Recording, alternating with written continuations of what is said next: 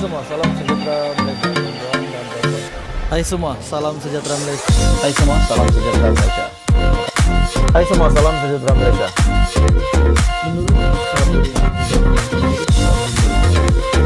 Hai semua, salam sejahtera Malaysia. Bantuan dan bapak semua. Hai semua, salam sejahtera Malaysia. Ada satu perkara menarik, ada satu ulasan menarik yang saya nak kongsi dengan anda semua. Saya tidak tahu sekiranya ini pernah dialami oleh Perdana Menteri Malaysia yang sebelum ini. Daripada Perdana Menteri yang pertama sehingga Perdana Menteri yang ke-9. Dan saya tidak tahu adakah ini juga dialami oleh mereka. Apa yang dialami oleh Datuk Seri Anwar Ibrahim. Saya rasa secara pendapat saya secara pribadi ini satu situasi yang amat hebat. Dengan satu tajuk berita yang saya telah lihat, di mana Joe Biden ucap tahniah kepada Anwar. Wow, ini satu kenyataan, satu kejutan besar, satu situasi yang menggemparkan, di mana Joe Biden yang mengucapkan tahniah kepada Anwar Ibrahim dan juga memuji demokrasi Malaysia semasa pilihan raya umum ke-15.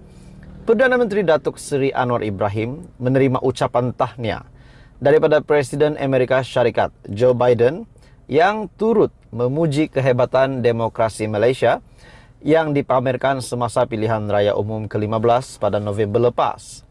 Perdana Menteri berkata, Presiden Amerika Syarikat itu menyatakan komitmen untuk mengukuhkan hubungan dengan Malaysia, termasuk dalam bidang ekonomi digital, krisis cuaca, dan security tenaga.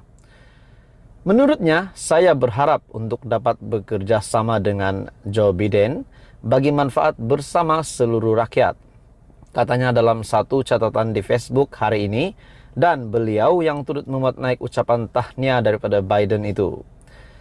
Biden dalam nota bertarik 24 Januari berkata, demokrasi di seluruh dunia ketika ini berhadapan dengan cabaran yang baharu, yang belum pernah ditempuhi sebelum ini, dan pilihan raya di Malaysia menunjukkan bahwa demokrasi boleh membawa kejayaan. Betul, ini saya sangat setuju. Disebabkan sehingga parlimen tergantung, disebabkan tidak ada mana-mana gabungan parti yang cukup majoriti untuk membentuk kerajaan, akhirnya kerajaan perpaduan hari ini telah dibentuk dengan gabungan beberapa parti. Saya rasa ini satu kejutan kepada Muhyiddin Yassin, kepada seluruh Perikatan Nasional. Berjuta-juta rakyat Malaysia telah bangkit bersuara, mengundi dalam pilihan raya umum. Ramai juga yang mengundi buat kali pertama. Penglibatan sivik adalah asas kepada masyarakat bebas, serta terbuka, dan rakyat Malaysia memberi inspirasi kepada orang ramai di seluruh dunia dengan komitmen mereka untuk melaksanakan kebebasan asas yang dinikmati. Dalam pada itu, Presiden Amerika Syarikat turut menegaskan bahawa hubungan antara kedua-dua negara dibina atas kukuh ekonomi yang sentiasa berkembang, keselamatan dan hubungan rakyat dengan rakyat yang turut membantu mengukuhkan kebebasan, keselamatan serta kemakmuran di Indo-Pasifik.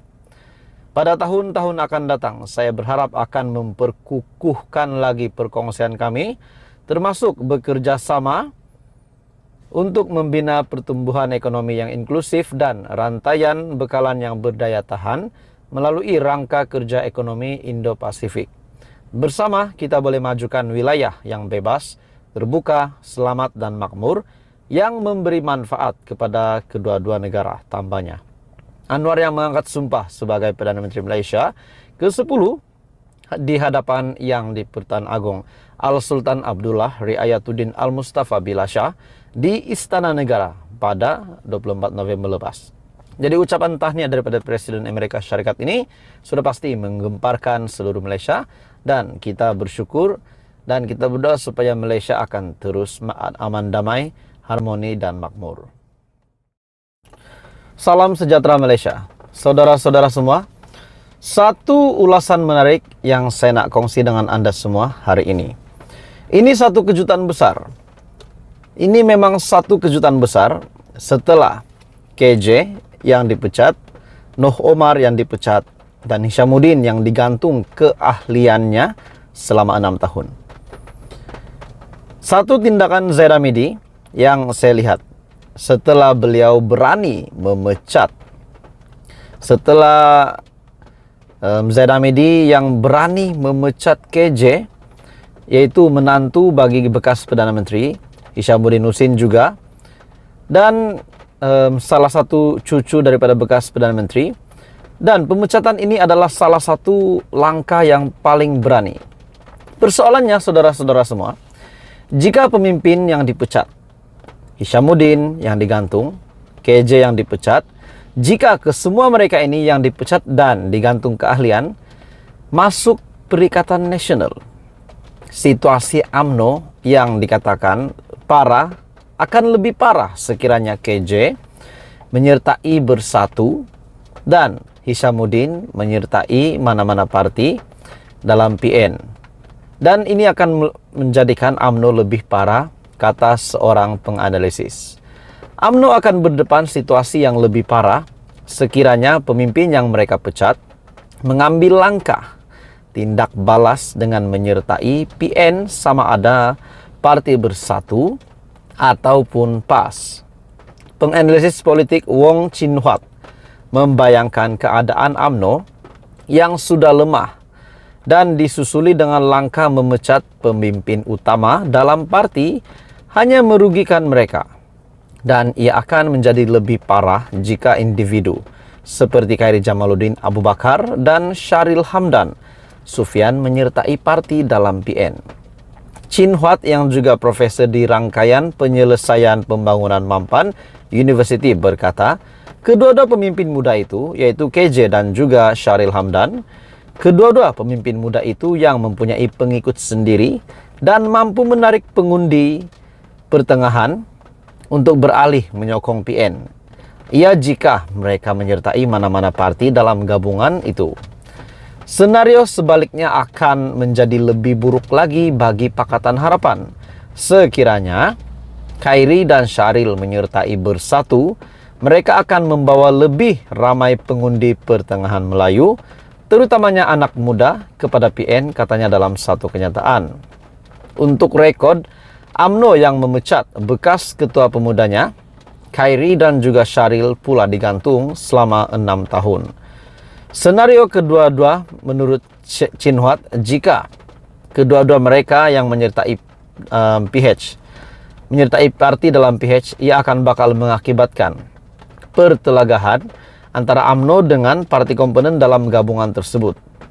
Ramai penyokong PH berharap Khairi dan rakan rapatnya Syahril akan menyertai barisan mereka, terutamanya PKR, karena mereka merayu kepada segmen pasaran pilihan raya yang lebih bandar, pelbagai mudah dan canggih.